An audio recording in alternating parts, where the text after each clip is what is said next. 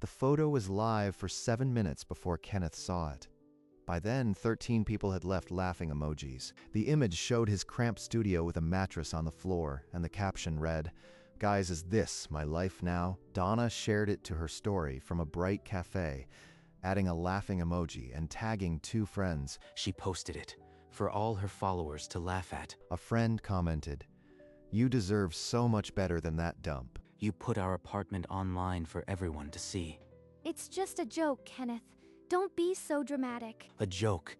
That's all he was. 3 days later, she posted a photo with William at an upscale restaurant. The caption said, "An upgrade." Kenneth read it in the same dark studio. The laughter echoed long after the screen went black. Her story updated again that evening. William's arm draped over her shoulder. The caption read, "Finally found the right one." He set the phone face down on the mattress and stared at the jar on the shelf. The label, in his own handwriting, said Apartment Fund. He'd started it 2 years ago. 2 years of skipped dinners and second-hand clothes for a deposit she never believed in. He unscrewed the lid and poured the cash into his backpack. Enough for gas and a long drive. He packed a duffel bag, jeans, a laptop, the deed to nothing. The apartment key he left on the sink. No note, no goodbye. The engine turned, and the city lights shrank to a line in the rear view. He wouldn't look back. He'd been a punchline long enough. He drove until the sky went black and the road became a single beam of headlight. He found work at a warehouse on the edge of a town that didn't ask questions. Cash in hand, no questions. He could disappear into the work. His motel room had a cracked ceiling and a stack of library books on real estate. He read every page, memorized formulas, learned the language of debt and leverage. 2 months in, his car died on a back road. The repair cost almost everything he'd saved. Steam rising from the hood, and the old whisper crept back, useless. He walked into a real estate investor meetup in a suit that didn't fit, carrying handwritten projections. They dismissed him before he finished the first page. He didn't argue. He'd be back, with better numbers, sharper terms. They'd see. 12 months later, he signed the purchase agreement for a duplex. The numbers finally made sense. He sold the duplex 18 months later for 3 times what he paid. It taught him the power of leverage. He leased a tiny office and pinned a city map to the wall, marking properties to target. No more sleeping in cars. He was building something permanent. He hired his first employee, a part-time bookkeeper, and opened the first Reed residential account. The first acquisition under the Reed name was a 6-unit building. He studied its listing for weeks before signing. At an auction, others hesitated. But Kenneth raised his paddle without flinching. The room noticed. The silver Reed residential sign went up on the office building. A stranger's problem, now his asset. Every lease signed, every rent check collected. It was a quiet, permanent kind of revenge. A regional real estate journal ran a small headline. Reed Residential, the quiet acquirer. None of them knew he was still settling a score 5 years cold. 5 years had passed. Donna's life looked nothing like the one she mocked. Her Instagram was now a gallery of marble countertops and skyline views. The rent was steep, $4,000 a month, but William paid it without a second thought. He called it Our Place, but his name was on the lease. Hers wasn't anywhere. He gave her a diamond necklace.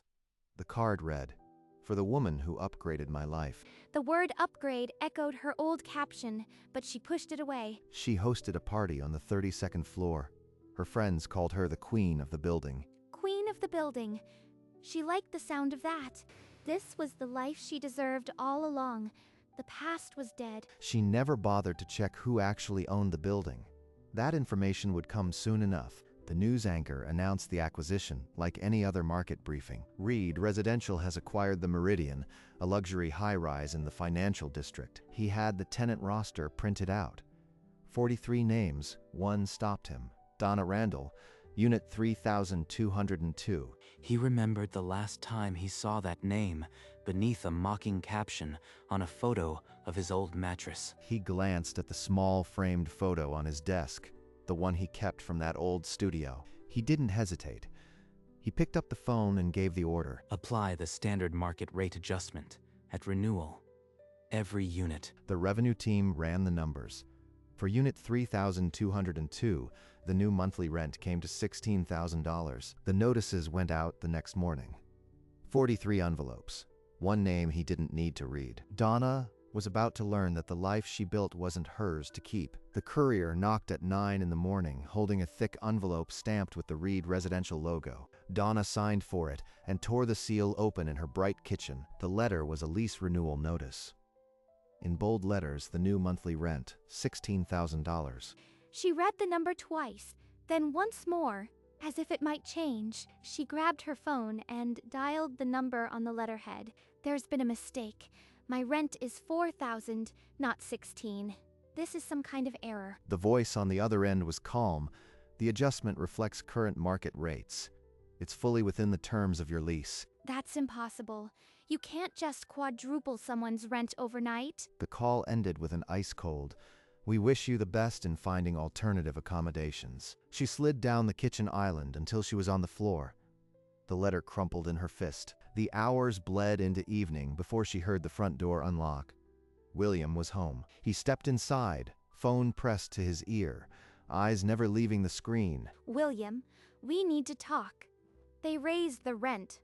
$16,000 a month. 16,000? You are joking. I am not covering that. Get a better job, or we'll reconsider living arrangements. Reconsider living arrangements. He had already decided it wasn't his problem. She sent email after email to the management office. The reply was the same boilerplate. All lease renewals are subject to current market rates. We invite you to explore alternative options. She closed the laptop and stared at the skyline. 30 days until the lease expired. 30 days to find a way out. No one was going to help her. Not William. Not the faceless company. Not anyone. She sat in the dark alone as the city lights flickered on, indifferent to her collapse. The next morning, she sat at her desk with cold coffee and opened the laptop, typing Reed Residential into the search bar. The site was clinical, white backgrounds, generic building photos, a mission statement about elevating urban living. No faces. She clicked every link about us, our team, leadership. Each page empty of names, just the logo. As she scrolled, she heard the bedroom door click. William emerged with a duffel bag. Where are you going? You never said anything about a trip. Last minute, client crisis. I'll be back by the weekend, maybe. The door clicked shut behind him. The apartment felt colder instantly. She turned back to the screen. The FAQ said, Reed Residential is a privately held fund. No details. Value creation. For who? Every answer leads to another locked door. The rent notice lay on the table. 29 days left, and she still didn't know who she was fighting. The text from her friend said, Who founded Reed Residential? Find the owner. She scrolled past the corporate veil, searching for any human name connected to Reed. A business journal article loaded. Reed Residential founder Kenneth Reed on urban investment strategy. The photo was polished. Dark suit, confident stare. But the eyes were the same. She had seen those eyes once before, in a cramped studio with a mattress on the floor. Her hand froze on the mouse. The name echoed in her skull. Kenneth Reed. He wasn't supposed to succeed. He was supposed to vanish. The shock hit her stomach first, then climbed into her chest as a cold burn. This wasn't an accident. This was a message, and she was the punchline now. She stared at the screen, and for the first time in 5 years, she remembered exactly how she had laughed. She typed info@reedresidential.com into the to field and began writing without a plan. The email began without a greeting. I know it's you. You bought my building to humiliate me because of what I said 5 years ago. She typed faster, the words tumbling. You called this market adjustment. This is petty revenge from a man who could never get over a joke. She stopped typing and read the words back. They felt smaller than she intended. Should she delete it? Should she beg instead? Instead, she added one more line and hit send before she could change her mind. The final line read, Just know that I will make this public. Everyone will know who you really are. The email disappeared into the digital void. Now there was nothing to do but wait. She paced from the window to the door, phone clutched in her hand, checking every 30 seconds. He had 5 years to prepare his answer. She had 29 days to survive hers. The email landed in the corporate inbox at 2:14 p.m. The executive assistant opened it without expectation. The subject line was urgent. The body was raw. Threats, accusations. A 5-year grudge spelled out in capital letters. She read it twice, her expression unchanged, then clicked print. She walked it down the hall to the corner office and placed it on Kenneth Reed's desk. He glanced at the page while sipping coffee. The name Donna Randall sat at the top like a headline from his past. He didn't smirk. He didn't rage. He just set the cup down and handed the paper back. Standard reply. The one we prepared for Unit 3202. She returned to her desk, opened the template, and typed the sentence without embellishment. The message was one line.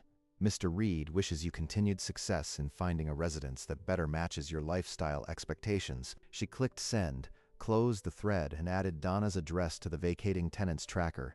No flag, no follow-up. The phone buzzed on the kitchen counter at 3:22 p.m. She had been watching it for hours. The sender was Reed Residential.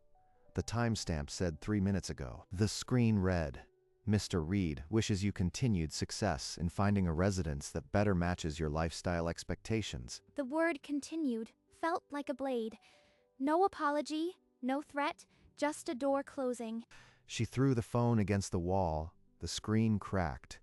The message stayed open. She sank onto the sofa, then slid to the floor, her body shaking with silent, heaving sobs.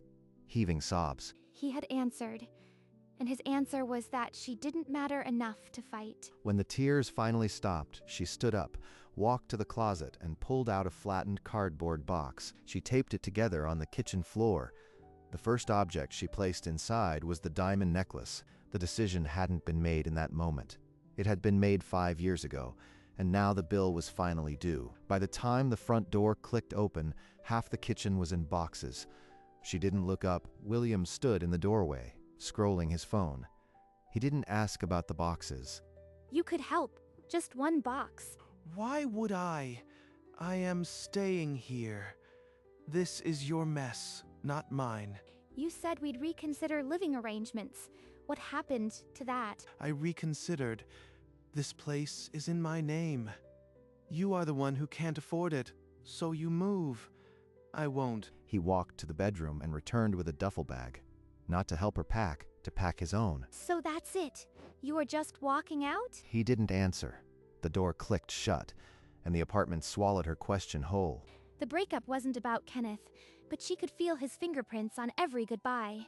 2 men carried the last boxes out at 7 in the morning. She didn't say goodbye to anyone. Her new unit was on the 3rd floor of a building with no elevator, the key stuck in the lock. The room smelled like damp plaster and old cooking oil. A single bulb hung from the ceiling. This was the kind of room she used to screenshot for laughs. Now, it was hers. She dropped the first box by the wall and pulled out the mattress, a thin, rolled foam pad she'd bought on sale. She laid it on the floor, exactly where Kenneth's mattress had been in that photo from 5 years ago. The symmetry was so precise it felt like a message. He hadn't just evicted her, he'd rebuilt her worst joke. Her phone buzzed. A text from William. Left a few of your things with the doorman. Good luck. She didn't reply. She just turned the phone over and stared at the wall. The only difference between this room and Kenneth's old one was the name on the lease, and the fact that no one was coming to save her. At Reed Residential, the vacating tenants tracker updated with a single line, 3202, vacated. The former tenant from Unit 3202 has cleared all personal effects. The locks are turned. Thank you. That will be all. She placed a key on his desk and left. He didn't pick it up. For a man who had spent 5 years building toward this moment, the anticlimax was startling. He swiveled his chair toward the window and caught his own reflection. No smile, no anger. His eyes drifted to the small framed photo on the corner of his desk. The one item he'd kept from the old studio. The mattress. The bare bulb. The caption she wrote. He remembered the exact weight of that humiliation, but it no longer pressed on him. It had been transmuted into concrete and rent checks. He set the frame back down, turned to his computer, and opened the next acquisition report. The past was a closed file. She had been in the new room for 11 days when she opened Instagram out of habit. The feed was the same curated perfection she used to post. Skyline views, marble counters, friends in rooftop bars. A sponsored post appeared mid-scroll. Read residential luxury living. Elevate your everyday. Of course, his buildings were everywhere now. A permanent reminder she couldn't escape. She didn't tap the ad. She didn't scroll past it. She just stared until the screen dimmed. Then she tossed the phone onto the mattress and pressed her palms against her eyes. The single bulb hummed overhead. Outside, a siren wailed and faded. Nothing else. She remembered her old caption. Guys, is this my life now? The universe had answered. She didn't cry. She didn't scream. She just pulled the thin blanket over her shoulders and stared at the wall. The wall was blank, but she could see every detail of the life she'd lost, and every hand that had taken it. Across the city, the building she once ruled stood unchanged. Its windows caught the last orange of sunset and turned them into gold. The brass elevator doors gleamed through the lobby glass, untouched by the cold. A small bronze sign beside the entrance read, "The Meridian, managed by Reed Residential." The same name she'd laughed at now sat in brass above the address she'd begged to keep. Inside, new residents moved through the lobby. Unit 3202 showed as vacant. The adjustment had been legal, impersonal, and absolute, just as he designed it. The camera held on the tower. No words, just the quiet hum of a machine that worked exactly as intended. Then the frame faded to black, leaving nothing but the afterimage of a name, Reed Residential. 6 months later, Kenneth stood at a charity gala, champagne in hand, the city glittering behind him. A news ticker scrolled overhead. Reed Residential announces 3 new luxury acquisitions. The ticker cycled. Building the future. Reed Residential. He watched it pass without a flicker. The name was no longer a taunt. It was a brand. It was a brand. He remembered the jar labeled Apartment Fund, the cold nights in the warehouse.